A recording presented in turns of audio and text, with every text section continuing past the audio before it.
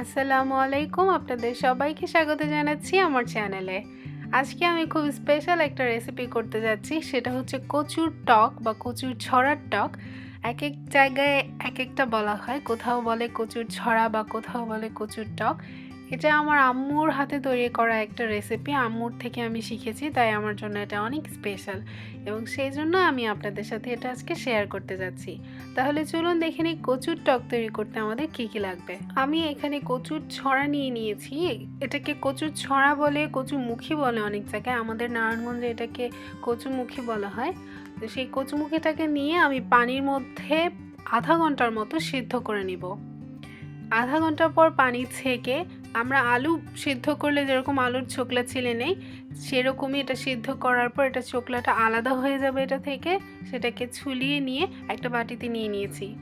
এখন আমি ম্যাশ করার একটা স্টিক নিয়ে আমি এই কচুগুলোকে ম্যাশ করে নিচ্ছি।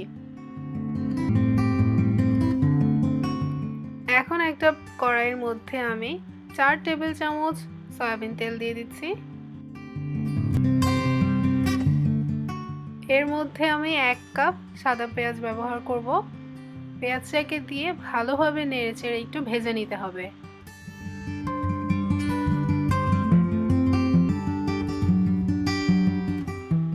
এখন আমি এর মধ্যে 3টা কাঁচামরিচ দিয়ে দিচ্ছি। কাঁচামরিচের 2টা আমি মাঝখান দিয়ে ফেলে দিয়েছি এবং একটা কাঁচামরিচ আস্ত দিয়েছি। এখন আমি এর মধ্যে 1 চা চামচ হলুদ গুঁড়া, হাফ চা চামচ মরিচ গুঁড়ো, যেহেতু আমি কাঁচামরিচ ব্যবহার করেছি তাই মরিচ গুঁড়োটা একটু কম দিতে হবে, হাফ টেবিল চামচ লবণ। মশলাগুলো দিয়ে এখন আমি এটাকে ভালোভাবে নেড়েচেড়ে একটু ভেজে নিব।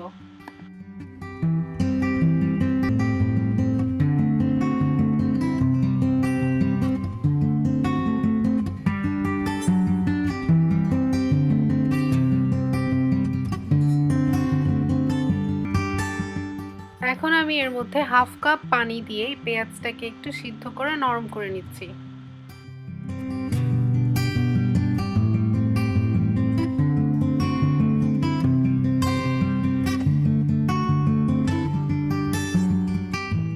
পেঁয়াজটা যখন একটু নরম হয়ে আসবে সেই পর্যায়ে আমার যে কচুগুলো, সিদ্ধ কচুগুলো ছিল আমি রেখেছিলাম বাটিতে ম্যাশ করে, সেই কচুগুলো দিয়ে দিচ্ছি।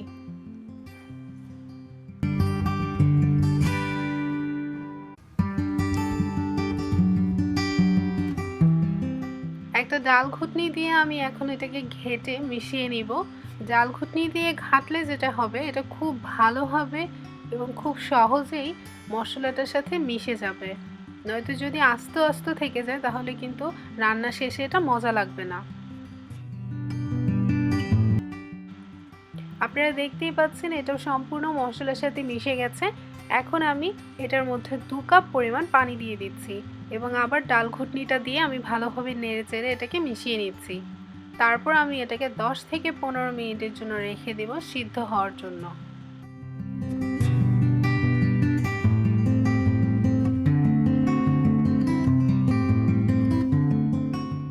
এখন আমি এর মধ্যে 4 টেবিল চামচ তেঁতুলের টক দিয়ে দিচ্ছি এবং তেঁতুলের টকটা দিয়ে এটাকে চুলায় 10 মিনিটের জন্য রান্না করব।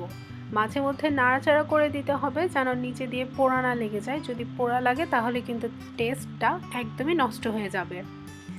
এই তেঁতুলের টকটা দেওয়ার কারণেই কিন্তু এই রেসিপিটা এতটা বেশি ইউনিক। এটা খুবই মজার একটা রেসিপি, ভাত দিয়ে খেতে অসম্ভব মজা। আপনারা বাসায় অবশ্যই ট্রাই করে দেখবেন এবং আমাকে জানাতে ভুলবেন না আপনাদের কেমন লাগলো।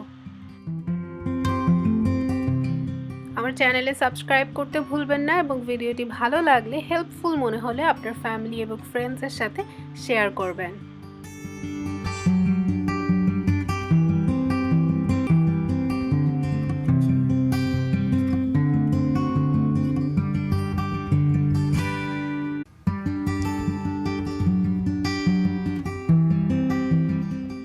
একটা বাটির মধ্যে গরম গরম পরিবেশন করে তার উপর কিছু ধনেপাতা ছিটিয়ে দিয়ে খেয়ে দেখুন কত মজা।